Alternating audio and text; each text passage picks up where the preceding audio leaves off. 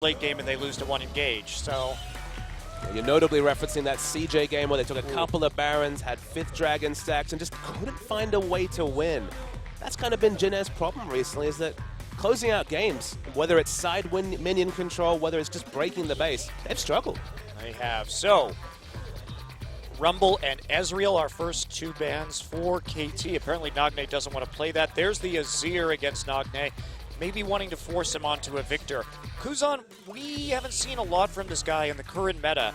3 Azir games, but he also played LeBlanc and Lissandra and Cassiopeia, champions that are not really high priority anymore. I'm excited to see him again in another high-pressure environment. And when he played against SKT, he actually did very well against Faker and Lane. So I was kind of wondering how he would do with an extended run in the team. No guarantee we're going to see that, but starting him against KT in what is a very important match in terms of the standing is at least a vote of confidence for Kuzan. Yeah, certainly is. So Annie will be banned against Che, pretty common ban even before Annie was meta. Ryze rounds out our bans in this game.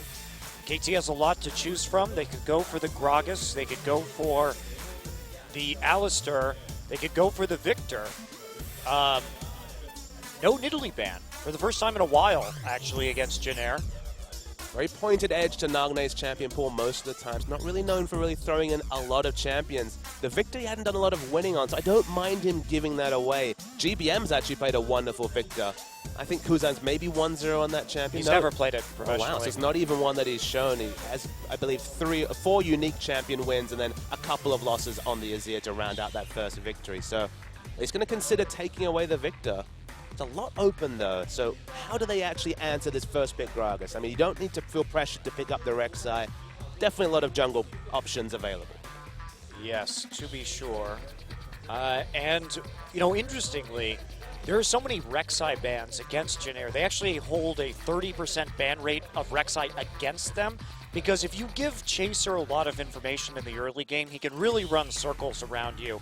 So it can be a bit risky to go ahead and take that, but we will see the Victor and the Alistar locked in. Expected picks when the jungle no longer that priority. I mean, you only need to look back to that series against Sponu where there was that game where Chaser was all over catch with Rek'Sai, just killing him in his jungle. It was that was rude. Yeah. So Chaser can present many different questions, whether it's the Nidalee for the high damage ganking threat, whether it's the Rek'Sai for the CC threat. If we see a Maokai come through, I wouldn't be surprised to see the Nidalee because it makes it more reliable. KT, very early rotation Kog'Maw potentially coming through. Yeah, we've just seen it over about the last week and a half rise dramatically in terms of priority in the pick phase. So Jin Air, they like to run kite comps with Victor. They like to run Victor, Sivir, Nidalee. That has been a real solid comp for them this season. It was a comp that they wrecked CJ with. 4 warding totems? Yeah, 4 warding totems with this one. Whether they will play it with Kuzan, who tends to be more all-in than GBM, is a bit of a question.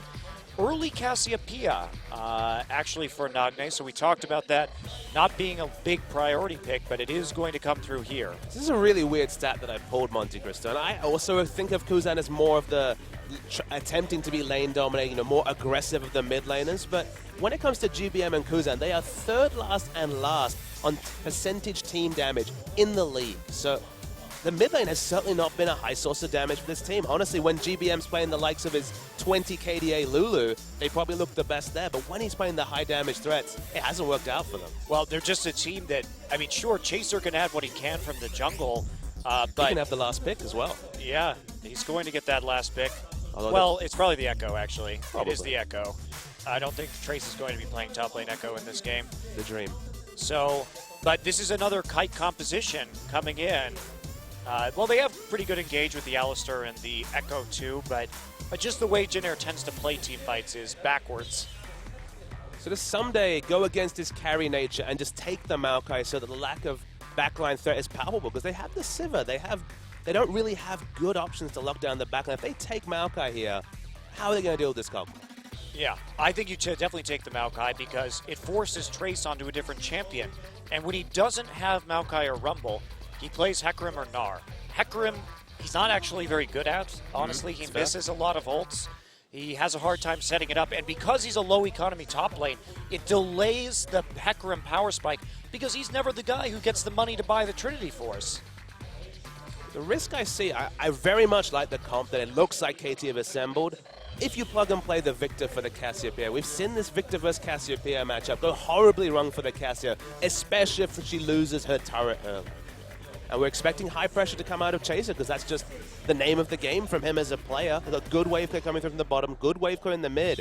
Man, this would be a different pick for Trace, but maybe it's necessary. Well, Trace wasn't always this way, right? Wasn't he a big Rengar player Yes. once upon a time? He used to be a very hyper-aggressive top laner. There used to be that kill potential for him, and maybe it's not going to be probably the Rek'Sai. I would be extremely surprised. Trace just having a laugh right there on your screen, and okay, it's like maybe I was wrong. See the Nidalee flashed over, but honestly, split push Rek'Sai wouldn't actually be that bad in the top lane. It's been a while since we've seen it, but it would fit Trace's playstyle. They would have exactly zero backline threat with that. It's true, but he does play it in solo queue. Well, it's no grouping ever if they do lock in the Rek'Sai. We've seen Samsung Galaxy try to run that comp, but no, they're going to shy away. The Rek'Sai would have been avoid team fights, take down structures. Nah means the team fight time. It is, and for a team that, as I said, likes to kite, this one's all in. You have the Alistar now, you have the Echo and the Gnar, the huge front line to complement the Victor and the Sivir engage. KT, though, they've got a lot of ways to stop this. Petrifying Gaze, they've got good peel with the Gragas Maokai, and Thresh. It's going to come down to frontline damage. And fact is, KT is going to have better 5v5 team fighting late thanks to the Kog'Maw. So essentially, both of these compositions in the late game are just going to be running at each other, and it's entirely dependent on who kills whose frontline first. To me, the big irony of Monte Cristo is that KT are running a comp that Jin Air are running a comp that KT was kind of monopolizing. They love these Sivir engage comps. That's why we called Arrow Scuttle Crab. It's amazing to see them morph from the all-in, only win with the Sivir Hecarim comps to this peel for the hyper carry. Arrow going completely opposite in terms of AD carry identity from the Sivir to the Kog'Maw. Yeah, it is interesting. I'm wondering if he's too over-reliant on that because Arrow, probably out of all the AD carries in this league, has the fewest games on Corki, and he just hasn't been able to use that champion at all. And when we've seen it, it hasn't been pretty. But we'll see if he can pull out another win on Kog'Maw. KT looking for their 4th straight best-of-3 win. Let's get into the game.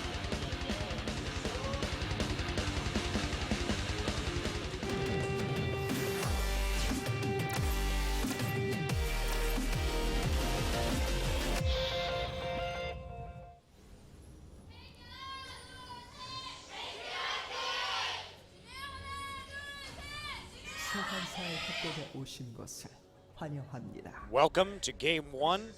KT Rolster versus the Jin Air Green Wings. Playoff implications galore in this match as Jin Air finds themselves currently in 6th place, although they haven't played as many matches as some of the other teams, as Nagne will seduce you. Slither around. Are you seduced, Papa Smithy? Oh, you know, a little bit. I see how it is. We'll see how this mid lane matchup goes. Again, Cassiopeia had no luck whatsoever in this same exact matchup. I believe it was SKT versus Ku is when Ku opted into the Cassiopeia, got bossed around by Faker's Victor, and just became a non-factor when her turret went down early. Well, that's probably not going to happen in the same manner here. Of course, Chase is going to find it harder to gank a Victor lane because it doesn't have the instant CC, but there's the possibility, and it feels like if you lose that mid lane pressure, Cassio just can never hold a candle to the instant line wave clear of a Victor. Yeah, that's a big concern, I agree. And this is one of the reasons why we've seen less Kassadin and Cassiopeia here in Korea, is that the Korean teams are very good at bullying you out of lane, taking your turret, and then Cassiopeia just never actually hits a power spike. You have to have that tier. You have to have the Abyssal Scepter as you build in there, and we see the ward going down. We're going to see an attempt Death Ray steal here, as there are only 2 saplings. Gets one of them, and the second one goes to the poison. Okay, so most of the experience going through to Nagne. I've got good news for you, Monte Cristo. Guess who loves to build a little bit tanky with a Tia, maybe a Rylai's and Eliandry's? It's Cassiopeia, so she's back next. Hello, Pickaboo. What are you doing here? And that is a level 1 gank flay. Goodbye, Kuzan. Oh, jeez. That was so brutal. I wasn't even watching for that, Papa Smithy. Pickaboo, you are a dirty, dirty roamer. These are the tricks he used to pull back on Xenix. And just coming into the lane swap, they expected Peekaboo to maybe be warding at that brush, but they didn't expect him to just show up with a flay. It's the oldest trick in the book. Peekaboo, I see you. Oh, didn't see him until late, though. That's the deadliest game of Peekaboo. And what's the better time than to gank the new mid laner, the young rookie who's just playing one of his first games? Oh, my. He'll never fall for that again. That is actually hilarious. Wow. Also, really effective. Yeah. Sometimes you got to go for a little cheese, Papa Smithy. Peekaboo is a master of the cheese. I mean, they didn't even have to burn a summoner besides exhaust. Kuzan didn't even bother to flash because he knew he was just dead to rights. He cleansed, I think. Yeah, he did cleanse. That was about it. So score now, starting to invade because there's nothing Kuzan can do about this. Chaser going to have to get out of there. He's going to actually, time winds his way out of that. There's a flash. Oh, geez. Chaser, if he had eaten that hook, he had to flash right there. But there's another summoner spell burn. KT going hard out of the gates here. They're now turning their sights onto Trace, but Che already under that turret. And this is where we saw things go very badly for Catch against Score. It's Peekaboo and Score working so well together. It's a treat to see, because remember, bossing around Catch. Okay, Catch not covered himself in glory this season. Chase has been one of the MVPs of this league. He's right up there top 5 in MVP voting. And he's getting bossed around by this new Score Peekaboo duo. Well, what is he supposed to do right there? That was the way he started the jungle pathing, he had to go into that top side to get his second buff just because of how it worked out. And at that time, there was just so much freedom. We also saw the Maokai go down into the bottom side early, and Peekaboo's still going aggressive. Hello, Flay. There's so much information on the top side jungle. Chase level 2 only, still fairly tanky, high health, so won't die. The trade going the advantage. See Chaser pushing into mid, getting some damage on Nagne. Yeah, Kuzan has no mana though, so they can keep doing this. Kuzan very, very low, does slow Chaser down, and they're going to turn this gank around with some nice twin fangs. Yeah, they wanted to change target onto Chaser, but just wasn't able to do that. Chaser didn't have flash, so it would have been fairly easy pickings, but body blocking from Kuzan unfortunately ends up in him losing, 3 or 4 health potions? And guess what? The Score's invades still are not here. done. This is just, oh my. Score just having a duel over the Wolves. He has to be careful. Victor could get through to this. Chaser losing out. Parallel Convergence is down, but Score's not going to walk in there for the stun. Stuns the Wolves with a reset. Meanwhile, Someday is also in the jungle. KT, oh my, this is a very aggressive League of Legends. And we finally get the answer to the oldest question in the book. Who chases the Chaser, Monte Cristo? It's Score. It is. Well, it's also very safe what KT is doing. They're just playing so well as a team. I mean, we talk about this early game. That gank in the mid lane, Someday got into lane very early too, so he has a CS advantage and a level advantage because they knew that Chaser was going to be coming up to that top side. He could just walk down there, and Alistar had already switched it up. Still really heartening to see one smart play from Peekaboo leading to another smart invade, leading to a nice pressure, and we saw almost complete vision of multiple camps in the top side, meaning that Peekaboo could play so aggressive even in the 2v2 lane. Layers upon layers, usually an exciting thing for an analyst to see. Yeah, exactly. And I didn't expect this KT to come out tonight, Papa, because this looks much more like the KT we saw early in this season. I know when you came to Korea, you were saying, wow, I really like watching KT. They play so smart. And then somehow they sort of lost that along the way somewhere. But this is the kind of play that they were demonstrating towards the end of spring season and the beginning of summer. I don't know if that's, again, the Peekaboo Score synergy that we talked already so much about, but... Oh my, geez. Tracer's going to get grabbed and flayed, and they have to knock him back, the Kog'Maw back with the headbutt. Trace, not taking too much damage there. Civ has been getting solo experience. Captain Jack versus Someday in the bottom lane, so they don't get the 1v1 matchup between Maokai and Na, which honestly, that's the advantage for KT. You know, it's a very difficult laning matchup until you can get maybe a Catalyst or a bit of armor built up, maybe a Glacial Shroud. But once you get enough tankiness to shrug off some of the damage, much more manageable for KT. You know the craziest thing is Peekaboo is 2 levels ahead of Che right now. That's a lot. I don't even know how he did that. But it's because every time he went somewhere, something happened. They contested a buff, they got a gank off, etc. His roams, he was always picking up experience, whereas Che's been on the back foot all game. Yeah, Che's now level 4, but there was a brief period of time where it was 5-3. So where are they going to go now? Chaser just heads back to the enemy red buff. They think they have him bottled up. This is dangerous No from flash? Chaser. There's no flash, as you said. Here comes Score. He's going to check it. Chaser has to leave. He can't stay here. He may die anyway. He's going to try and just phase dive over the wall. I'm not sure that's going to actually save him, as they're the Twin Fangs. The lockdown is here. Someday, Arcane smashes him into the ground for another kill. This is all going south for Jin-Air. And the stats package shows that their top lane narrowly going to lose in terms of CS at 10 or gold at 10. Mid lane also going to be a losing lane. It's usually the jungler that picks up the slack, and it's the jungler that's been targeted out by KT Rolster. Well, this game plan early, certainly doing a lot of favors for KT. They find themselves up 1.5K at only 8 minutes into the game. That's many patches ago, many moons ago, that might have been a common occurrence, but with the lack of global gold opportunities, that's just massive, massive bullying by KT Rolster in 10 minutes. Yeah. So blue buff will be handed over to Kuzan. And same thing happening on the opposite side of the map. Nagne will grab his blue.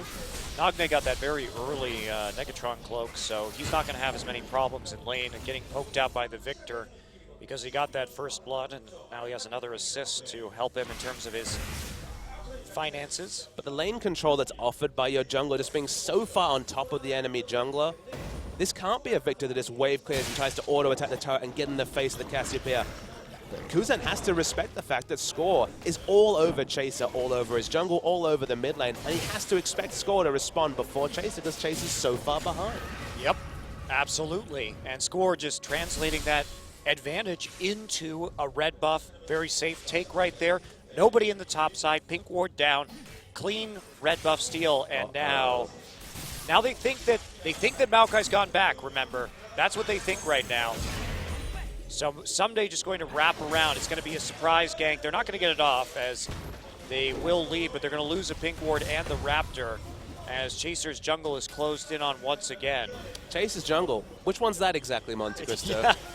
Does he even have one anymore? I think he gets a wolf camp once in a while. Yeah, that is. Well, we're back into standard lanes at the moment. Hex Drinker is first for Trace, so at least he's going to be able to harass in the top side. He didn't fall behind, unlike his teammates, but someday still a kill up. Yeah, building for team fights rather than for lane. You know, Glacial Shroud would have been probably the more selfish laning choice, but it's going to be building towards the righteous glory. Health and sustain still going to be very useful against the very irritating chip damage harass coming through from Trace on the Gnar. Okay. Turning to lane now. Uh-oh. There's the parallel convergence. It's going to come through, but the phase dive doesn't activate it. Lantern will take him out. Chain misses his pulverize, and here come the TP. Score's already there on the rebound. Arrow has the exhaust down onto him. He's going to have to flash for that, but they do pick up Captain Jack as they target him with the teleport, and Gnar just unable to do anything. Chrono Break not going to save Chaser, but the phase dive will. But the hook over the wall. Peekaboo following it up. Nagne low. Nagne gets a summoner heal. Uses that. They're going to keep trying chasing. Here comes another hook out of the black. Flay over the wall. Hook. Hook. Nope. Just flash from Peekaboo. Peekaboo decided they were going to win this game, and they were going to win it quick, because he has dictated 11 minutes purely off his own back. Peekaboo has come out so strong since his movement to KT. He's back with his own Zenix lane, his old Zenix lane partner, Arrow. They've worked out the kinks. He's operating so well with Score. But you look at this synergy, and it's hard to point to a better jungle support synergy over the second round robin than these two guys. In recent performance, I think you have to say. So we're going to see the replay. It looked like it was going to be bad times for Arrow, but Jay missed the pole too. That's really bad. And then Score comes in, he's over-leveled. He has the items on top of the Echo as well. Maokai means that Captain Jack's the first to go down, and they just don't have the damage to get down Arrow, even though he's down to 400 health at one point in this fight. But the predictive hook. Look at that petrifying gaze too. If Jin-Air turns away from that, they turn into the rest of the team, so there's no chance to really dodge it out. Then Peekaboo, the patient, flay over the wall, and he just going to wait right there. I don't know why he flashed.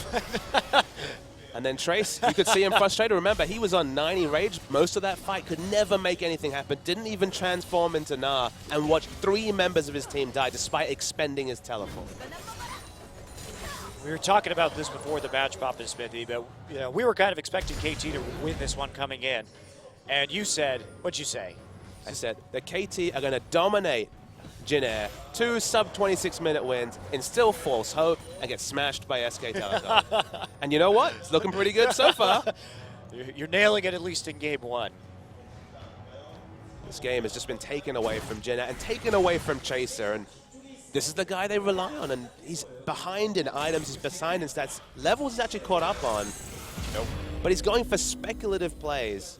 Well, at this point, I mean, he knew how far behind he was. You can criticize him from going into that red buff and dying and all that other jazz, but at a certain point, you have to at least try to make plays. Sure. Because otherwise, you know how the script plays out. If you play it out normally, then what happens is you just die. Because Score and Peekaboo are never leaving your jungle. You'll never get experience. You're going to fall behind. Chaser's going to get bodied here. Exploding Casket. Oops. Hook misses. And Score lanterns. Oh, man, there's the play. And Chaser gets out with the chrono break, but eats a twin fang to his demise. And who stands up when Chaser is basically court-martialed out of this game? I don't think there is anyone on Jin. No. We already discussed Trace. He loses lane in terms of gold, but he doesn't die, but he loses lane well. He does the right thing for a tank top laner. Kuzan and GBM, they don't take over games and carry. It's all about Chaser. Captain Jack's just new in the lineup. Well, Captain Jack actually does do a large amount of the damage, but what is he supposed to do in this situation? He can't 1v5 the enemy team. When they have a Maokai, when they have a Gragas, ways to disrupt him, and Nagne's going to take away Jin Air's blue, and their own is up right now. I don't see Chaser being able to get back there. The pink ward is still at his red. Peekaboo is just going off. Has Chaser gotten a red this game? I don't believe so. This might be his first. I think it is. So, I think it is. Yeah, Gragas freshly shopped, so not going to be in position to take it away. The pink ward actually going to give them exact timer, so maybe the next one's going to be a possibility, but Chaser dealing with scraps. Yeah, and you don't care if Chaser has a red buff when he's 0-3-0. Nope, you don't care at all. There's not even a good way to set him up besides the Alistair, really. I mean, the lanes, it's not... Remember, when we saw Echo and we praised the comp coming through in CJ Enters, think about the lanes we were talking about. We're talking about Twisted Fate Maokai. And Maokai Echo have excellent synergy because, again, targeted route into the parallel convergence stun, into death, usually. Speculative to try and gank a Gnar lane, very difficult to coordinate your CCs. The Victor, again, Cassius not going to sit in the gravity field. Only really bottom lane is a possibility, and the last time he tried that, he died. Yeah, very bad situation now. It has been all game, but that lead keeps growing and growing and growing, now up to 4K. Kog'Maw's Trinity Force is done here at 15 minutes. They have some free time down on the enemy tower. Nagne is forcing Victor out of lane. And are they going to get this? Lantern's there. And it'll be taken out. Thresh grabs arrow right after the tower kill. Nagne starting to get some nice tower damage of his own. And here comes Score. Oops. Raptor buff runs out. Sad times. The thing that people need to understand about this game, you need to rewind to Peekaboo, because Peekaboo's the one who won them this game. Getting that gank off at level 1 opened up the ability to counter jungle, because of course, how can Kuzan react with no cleanse, with under-leveled situation after dying at level 1? That just, basically the flow-on effect of Peekaboo's smart move at level 1 is what has allowed KT to just completely dominate 16 minutes of this game. And honestly, you have to wonder with Peekaboo, what happens in a world where Peekaboo isn't injured and he actually plays for SKT, because that is terrifying. Well, did you see much of him last season? Because of course, yeah, he played well. He wasn't at this level, that's for sure. What percentage of playing time was he getting? Very small, very small. So maybe they were working him into the lineup, and then the injury forced their hands in a lot of ways. I know you were skeptical the moment they announced that he'd be coming out to this lineup. You're like, but Fix is not bad. Fix is a decent support. What will Peekaboo bring? Wrong. We found out what Peekaboo brings. Well, I didn't know that Peekaboo would immediately transition into a major shot-calling member of this team. And also, best buddies with jungler Score, and of course, jungle support synergy. We just look back to last Worlds, how important that can be, because their vision level from 3 weeks ago to now, it's upper echelon after being one of their big problems. Yeah, I totally agree with you. Yeah, Fixer definitely a decent support, and you're right, I didn't see the major upside to that, but there were things that I couldn't have known too, like how well he would get function with Score, and also, like I said, his shot calling abilities. I talked to him, and he told me it was rough for a month, but after that, he and Score really are the shot callers on this team, and so with him bringing that in and seeing the improvement in KT's macro play, it is night and day. I think it's nice. I'm sure SKT's happy for him because, of course, they have a support who's been performing, and Wolf has been very consistent since kind of a sidestep against Anarchy, and now Peekaboo getting his chance to shine and shining bright. Yeah, for sure. Well, Trace is doing some good chip damage to this top lane turret, and they are going to take it. Chasers here on the flank. Someday in a bit of trouble. Has to flash out of the parallel convergence. Can they actually get him, though? Gotta get the stun. Gotta get the chilling smite into the wall. So Someday in a bit of trouble right now. Is just going to arcade smash. Wow, he's just too tanky. They can't kill it. There's no damage. No items on Chaser. It's only an Alistair to help for damage. Only really provides CC, and at the same time, they're going to lose Dragon and potentially a couple of kills. Yeah, we'll see. Someday can come in with the TP if he needs to. Victor's here, but they're not going to go for it. But in the end, what does Jin Air get? They can't even take out the turret. Well, I mean, what did KT get? They get the Dragon, they chase out in top, and hey, they're going to get the mid turret probably too. Yeah, that is... Oh boy. I mean, you got to go for something if you're Jin Air, right? Try for a gank onto the Maokai. Unfortunately, they didn't have Captain Jack or Kuzan there to actually finish it off, and here comes Arrow. He's scared. You shouldn't be scared. There's no gravity field right now. Well, that's gold, not in the pocket. Peekaboo's going to go up and auto it like a boss. He's thinking about it.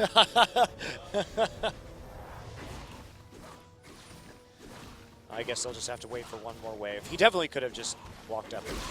So we felt really good about Jin Air about a month and a half ago. Feeling pretty good about KT right now. Well, the meta's changed, right? Sure. That's one of the things we have to talk about is when Jin Air is at a point in the meta where they don't have to have that much invested in their top lane, they come out strong. We think about when Jin Air was strong in spring and earlier this season, they were playing a lot of poke compositions.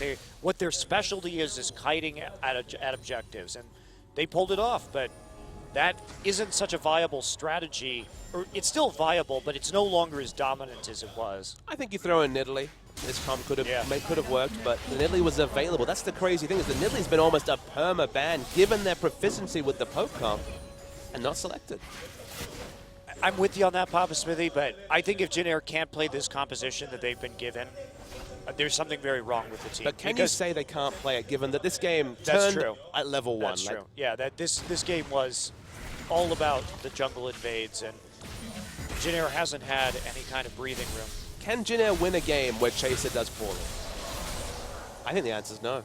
I tend to agree with you. If you have lanes that lose the minimum, then it should be your jungler that profits from that, whether it comes to communication or positioning. But if your lanes lose the minimum and your jungle falls behind, there's no one to carry. Score just stole the Krugs. What a jerk. He had the burst, too, from his keg and the smite. There's not really a chance for Chaser to take that. But at this point, 6,000 gold lead almost, 5,500, I believe. How's my maths looking? About 5,500 gold lead. Looking for the last of the outer turrets. Captain Jack has excellent wave clear, though, so it'll take a couple of... or maybe it won't. Maybe they'll just Peekaboo's going to take it. Easy peasy. Yep, had the lantern there just in case. Head back out right now. Still not sure which one is Chaser's jungle. Well, KT decided that he didn't get to have a jungle this game, unfortunately for him. But I praised KT's ability to snowball against Spenu when we saw that and how dominant Score was. They did drop the ball in the second game, but KT is a team that these days, if you give them this much control early, they know how to run with it and punish you to the maximum possible degree. And maybe we should temper our excitement because SK Telecom will not give them this early game. That's true.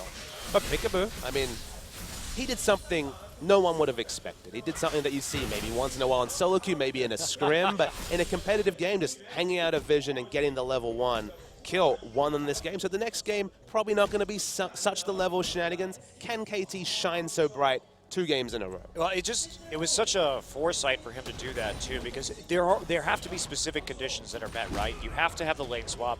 You have to ward their buff and realize that they're not on that side of the jungle so you can pull it off, and then you just go for the surprise play, because usually these days it's just playing with the meta. right? Because the standard lane swap in Korea is somebody freezes, the AD carry will freeze, and the support will try and roam and disrupt the jungle pattern. So if you're jungling on your strong side, well then Peekaboo can make a play like that onto your mid lane. If you're jungling on your weak side, well then it's pretty standard and expected. So he's kind of taken it one step further down the line. And the opportunity cost was so low. Like there was nothing that they. If the gank hadn't come off, he would just walk to lane. They would have lost nothing out of it. Just because, as you mentioned, Jin Air were playing the standard playbook, and KT threw it out, did something different, and profited to the degree that it snowballed a 6,000 gold advantage. Yeah, he didn't even have to get the first blood there. Like you're saying, if he gets a summoner out, even if he just gets damage out, Nagne is in a much better position. I mean, the only thing I'll say is that because they got the kill, by the time Victor came back to lane, they were contesting a buff, and he was so far behind in experience that he kind of had to pick up the minions. So even though he had the shortest distance to contest the jungle invade, he couldn't. So it really, really helped in that particular regard. Jenna trying to get their turret finally, but multiple members from KT and a quick Peekaboo coming. Yeah, Peekaboo use that, but gets it spell shielded. Quite obvious. The telegraphed death sentence, but the dragon up in 40 seconds. And 2 turrets though. That's some global gold. Yep. Trace did a very good job of just methodically picking away at that objective. He's going for a fast ball of Malmortius. So interestingly, Jin Air's answer to this is going to be split push with Gnar, which is actually smart because that's about the only thing they can do. It probably will be the more now that I think about it. Of course, Frozen Mallet does build out of the pickaxe, but just given the itemization required against the team, more is probably the most immediate power spot. Yeah, and also a way that they could at least have pressure onto one lane with this Maokai, who hasn't been building. I mean, he's getting a Frozen Heart now, but there it is. Okay, well, it's done. That does make things harder. Considerably.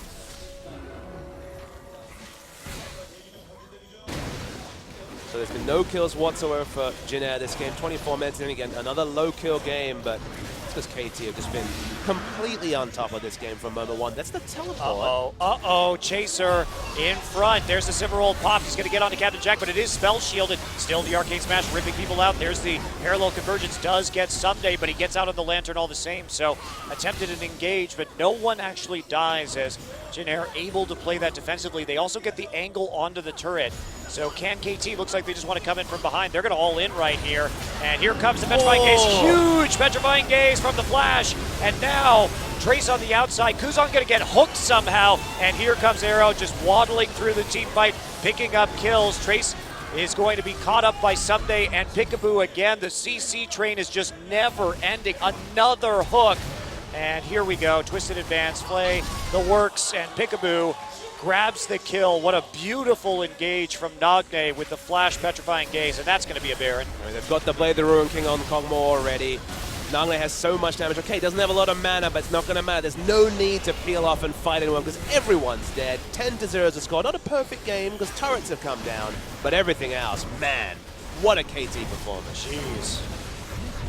Utterly dominant.